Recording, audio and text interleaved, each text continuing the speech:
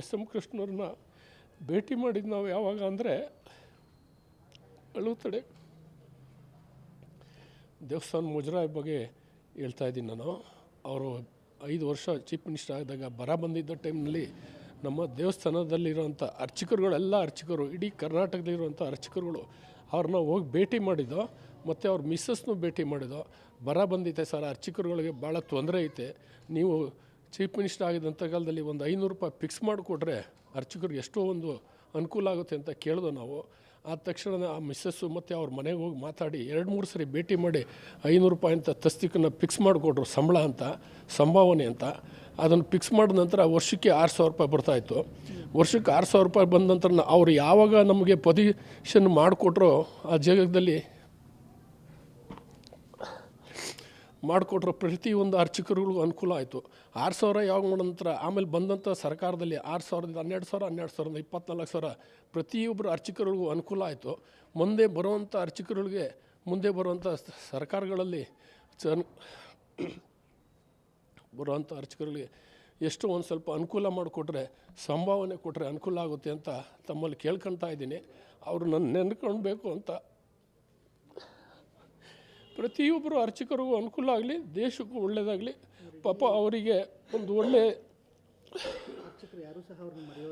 ಮರೆಯಂಗಿಲ್ಲ. ಅವರೇ ನಮಗೆ ಮಾಡಿಕೊಟ್ಟಿದ್ದು ಫಸ್ಟ್ ಸ್ಟಾರ್ಟಿಂಗಲ್ಲಿ ಅವರೇ ಮಾಡಿಕೊಟ್ಟಿದ್ದು.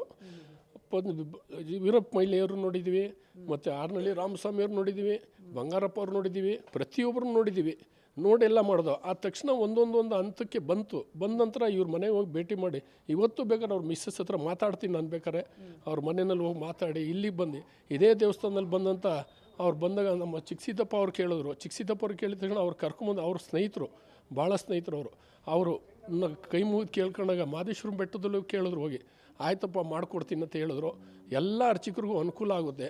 ಬಂದಂಥ ಸರ್ಕಾರದಲ್ಲಿ ಒಂದು 5ರಿಂದ 10,000 ರೂಪಾಯಿ ಮಾಡಿಕೊಟ್ರೆ ಸಂಭಾವನೆ ಎಷ್ಟೋ ಜನ ಅರ್ಚಕರಿಗೆ ಅನುಕೂಲ ಆಗುತ್ತೆ. ಇಲ್ಲ, ಅವರು ಇದ್ದಾಗ ಒಂದು 3-4 ತಿಂಗಳಲ್ಲಿ ಮಾಡೋದು. ಫೈನಾನ್ಸಲ್ಲಿ ವಾರ್ನಲ್ಲಿ ಇವರಿದ್ದರು ಫೈನಾನ್ಸಲ್ಲಿ, ಅವ್ರಿಗೆ ಕರೆದು ತಕ್ಷಣದ ಮೀಟಿಂಗ್ ಮಾಡಿ ಮಾಡ್ರಪ್ಪ ಅಂತ ಹೇಳಿದ್ರು. ತಿಂಗಳಿಗೆ 500 ರೂಪಾಯಿ ಅಂತ ಮಾಡಲಾಗಿ ವರ್ಷಕ್ಕೆ 6,000 ರೂಪಾಯಿ ಬಂತು. ಅದನ್ನು ಕಂಟಿನ್ಯೂ ಮಾಡ್ಕೊಂಡು ಬಂದಾಗ 12,000, 24,000 ಬಂದಂಥ ಸರ್ಕಾರದಲ್ಲಿ 1,000 ಏನು ಸಾಲುತ್ತೆ ಹೇಳಿ? ಇವತ್ತಿನ ಅರ್ಚಕರುಗಳಿಗೆ ಮಕ್ಕಳಿಗೆ ಎಜುಕೇಷನ್ನು ಮತ್ತು ಇವತ್ತಿನ ಕಾಯಿಲೆ ಕಸಾಲುಗಳು ಇವೆಲ್ಲ ನೋಡ್ತಾ ಇದ್ದರೆ ಪ್ರತಿಯೊಂದೂ ತೊಂದರೆ ಇರ್ತದೆ. ಇನ್ನೂ ಬಂದಂಥ ಸರ್ಕಾರದಲ್ಲಿ ಯಾವ್ದಾರ ಒಂದು 10,000ರಿಂದ 15,000 ಸರ್ಕಾರದಲ್ಲಿ ಕೊಟ್ಟರೆ ಪ್ರತಿಯೊಂದು ಅರ್ಚಕರಿಗೆ ಅನುಕೂಲ ಆಗುತ್ತೆ. ಹಳ್ಳಿಲಿರುವಂಥ ಅರ್ಚಕರು ಭಾಳ ಕಷ್ಟ, ಹಳ್ಳಿಲಿರುವಂಥವ್ರಿಗೆ ಕಿರಿಕಿರಿಗಳು ಜಾಸ್ತಿ ಇರುತ್ತೆ. ಇದನ್ನು ಮಾಡಿಕೊಟ್ರೆ ದಯವಿಟ್ಟು ಸರ್ಕಾರದವ್ರಿಗೂ ಒಂದು ನೆನಪಿರುತ್ತೆ.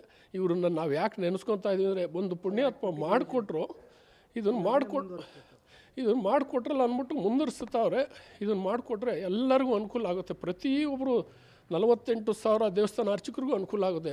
ಅವ್ರನ್ನ ನೆನ್ಕೊಂಡು ಅವ್ರನ್ನ ವಿಶೇಷವಾಗಿ ಒಂದು ಪೂಜೆನೂ ಮಾಡಿಸ್ಕೊಟ್ರು. ಅವರು ಬರ ಬಂದಾಗ ದೇಶಕ್ಕೆ ಒಳ್ಳೆಯದಾಗಲಿ ಅಂದ್ಬಿಟ್ಟು ವಿಶೇಷ ಅನುದಾನ ಕೊಟ್ಟು ಪೂಜೆ ಮಾಡಿಸಿ ಅಂತ ಹೇಳಿದ್ರು. ಪ್ರತಿಯೊಂದು ದೇವಸ್ಥಾನ ಆವಾಗ ಅನುದಾನ ಬಂದಾಗ 2,000, 3,000, 5,000 ದೇವಸ್ಥಾನ ಅನುಕೂಲ ಇದ್ದಂಥ ಕಾಲ ಮಾಡಿಕೊಟ್ರು. ಪ್ರತಿಯೊಂದು ಅನುಕೂಲ ಆಯಿತು. ಮುಂದೆ ಬರುವಂಥ ಸರ್ಕಾರ ಯಾವುದೇ ಬರಲಿ ಮಾಡಿಕೊಟ್ರೆ ಒಳ್ಳೆಯದು. BJP ಬರಲಿ, JDS ಬರಲಿ, ಕಾಂಗ್ರೆಸ್ ಬರಲಿ, ಯಾವ್ದಾರ ಬರಲಿ, ಅದನ್ನು ಮಾಡಿಕೊಟ್ರೆ ಪ್ರತಿಯೊಬ್ಬರು ಅರ್ಚಕರಿಗೂ ಅನುಕೂಲ ಆಗುತ್ತೆ. ಅದನ್ನು ಪ್ರಕಾಶ್ KS ಕುಡುಬಾಳು.